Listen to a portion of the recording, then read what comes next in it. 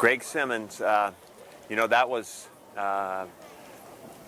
he's got good feeling, good movement, all his extremities. He was coherent. He was answering questions. He had neck pain, so they did what Mark and our doctors would always do. It was precautionary, and they'll go get him all tested, x-rayed, whatever they do with it, and we're hoping that's all confirmed that he is okay. But he had all the movement and all talk. It was all those signs were good, and that's right from their mouth, not me. What do you see out there today?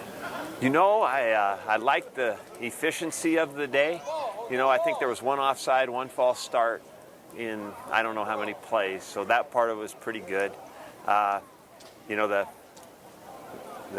The first string offense had a couple of right off the bat like 7-play drives, but then took a negative play, got hit in the backfield on a blitz, which we're not far along, and so the next time we see a blitz like that on a running play, we certainly should pick it up right away and get some yardage or get back to the line of scrimmage. So we took a negative play, didn't recover on that drive, and so you'd like to see us finish those drives, but we were encouraged by some plays in there.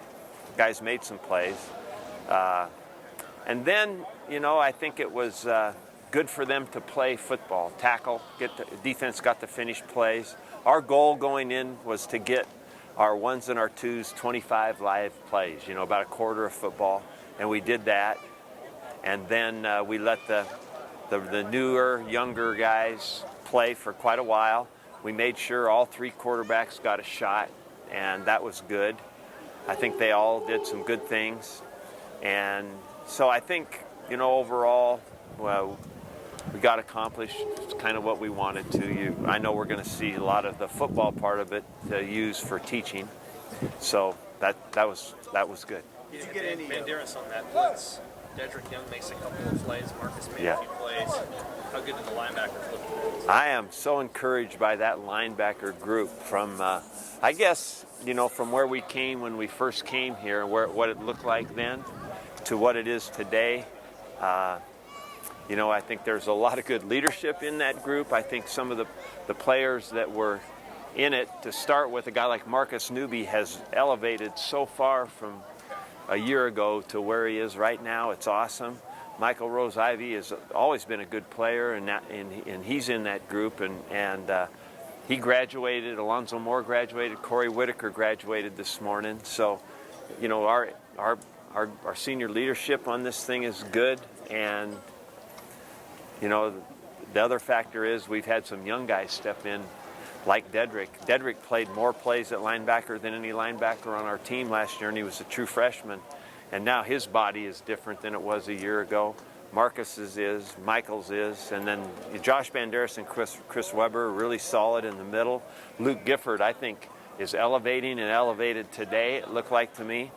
So the depth, from what was a question mark a year ago, it looks like it could be a strength for the Huskers, and that's exciting. Did you get a feel of, Mike, what's the health of Rose-Ivy? He hurt his knee a little bit, but it's all stable, good. It's when he gets past the pain, like how he feels. It's a day-to-day deal of him playing, so he'll be back soon, I think. How about Wester Camp and Seething? Groin on Wester Camp, sort of precautionary. Just don't do it any further. And Seething, head concussion. He went for a ball, fell back on the turf, hit the back of his head the other day, so we're keeping him out. Who is the other guy? Khalil Davis and Charles Jackson. Charles Jackson has a hamstring, and who is the first one? Khalil Davis was the other. Yeah, Khalil hurt his knee a little bit, but it's stable, no ligament stuff. He should be back pretty soon. Mike, when you're weighing running the quarterback, how do you strike that balance where the guy doesn't get put in position to get hurt necessarily, or try to avoid that? Well, it is a great weapon used wisely, and not probably overused. I think that the plays that become option type plays for the quarterback, if read correctly, kind of isolate him to, at worst, a one-on-one situation. I don't feel too bad about that. So if we can get him on the edge and it's one-on-one, then that's pretty good. That's what it looks like to me. We make good decisions. We choose wisely when we do it. But with this guy's ability, we can't pass it up. And he doesn't want to either. He likes it. So it's a big part. You better ask your question. You remember it? Yeah. Can you judge, I mean, what's your initial impression of the line play today, both sides? Did you get a good feel? Yeah, you know, I think for sure our defensive line is on the rise. You know, we need a lot of work to get game ready and to be a factor in the games. You know, I think that we've got to continue to develop so that we develop, you know, the ability to have pass rushers in that picture. You know, but I think overall they're looking. That group looks solid, as does the O-line. You know, now this is a new interior. One experienced player moved positions, Utter, and then 2 new guards. I think these guys are going to be good. But obviously they don't have it all down, right? So we've got to continue to work all that, and it's got to become like clockwork. But I'm very, very encouraged by him. I like the look, and I think Neville's going to be a good player. We already know Nick Gates is. I think it was a real good move to move Utter to center. And then I like some guys that are behind those guys are going to be good. Jalen Barnett's going to be a real good player. And, you know, I think Corey Whitaker is really valuable. You know, he can play center, he can play guard, he can probably play some tackle for us. Christian Gaylord's a better player than he was a year ago. Gosh, I'm missing people. I think Sam Hahn is a steady, good player that can go in the ball games and play for us. Cole Conrad is doing a good job. So our depth is moving up too. So, you know, I kind of, I think both lines look pretty solid, need improvement in different ways. Physically just growing with the defensive line, and, you know, that is youthful. And then offensively, you know, I think just probably assignments. The physical part looks good. You know, I think they can block some guys well. It's just blocking the right guy. How did you think your quarterbacks looked today, including Tanner, who you had there at the very end? You know, I thought Tommy had some good plays, and some plays that were real good Tommy plays. You saw the bootleg throw to Brandon. I mean, that's clockwork stuff, beautiful. You know, so there was some good stuff there. I thought Riker had a rough time with some blocking. You know, he didn't get a lot of time, but then he made some plays too. And Riker, I gotta talk whole camp with him more than just today, because I don't think today was indicative of how this has gone for him. He's been real good. And then AJ is elevating. Patrick is talented, young kid, and Tanner, well, you saw him. He's pretty good.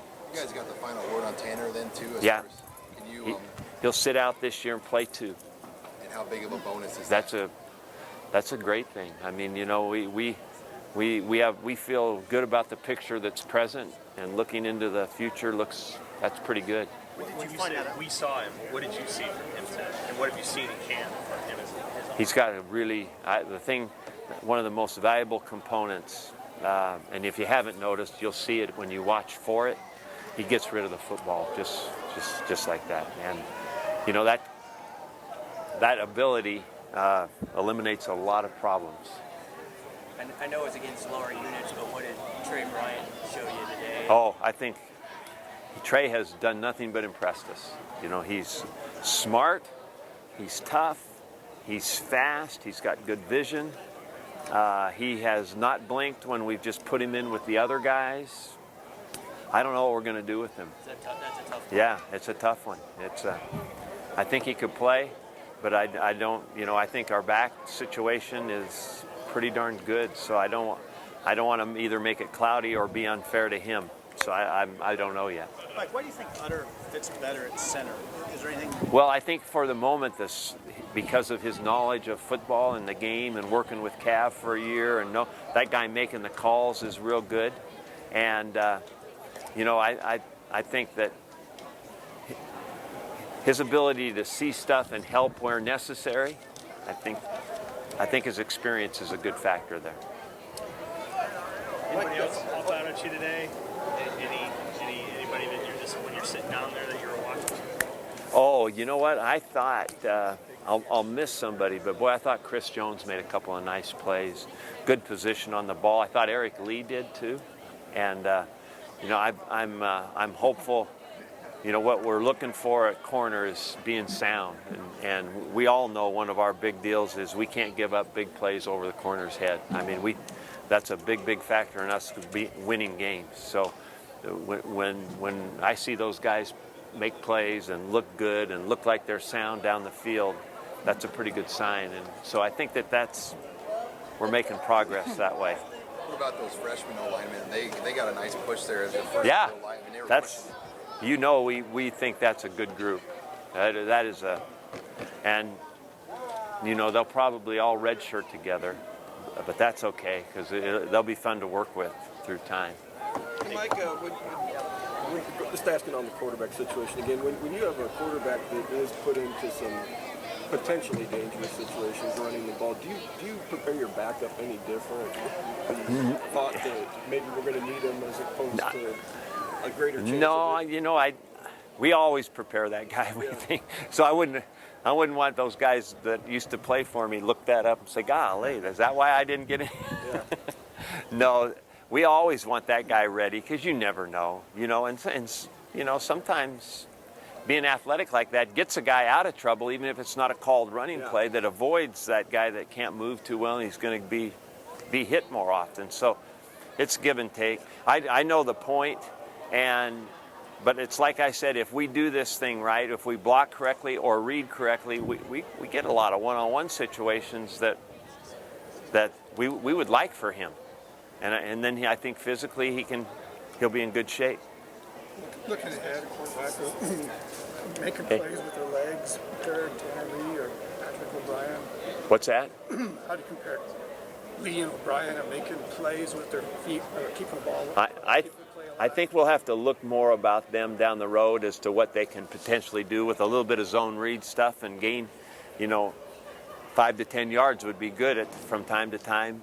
But I think what I've noticed in Tanner in particular, Patrick getting better, is if you're not a runner and can run away from trouble, you've got to have that sense in the pocket where you buy yourself some time, where you move, throw the ball. That's where the quick release is so important. That's why those guys got to snap the ball out of there, because he's going to move and get rid of the ball. And it's not always a pretty perfect picture. I mean, sometimes those guys can have to play with just a small circle around them, and that's their area to play in. And so there's give and take, you know. One guy has this ability, so he uses it. The guy like Tommy is pretty diverse in what he can do. And then, you know, and then the other guys, because they do this differently, then this is the way he's got to play.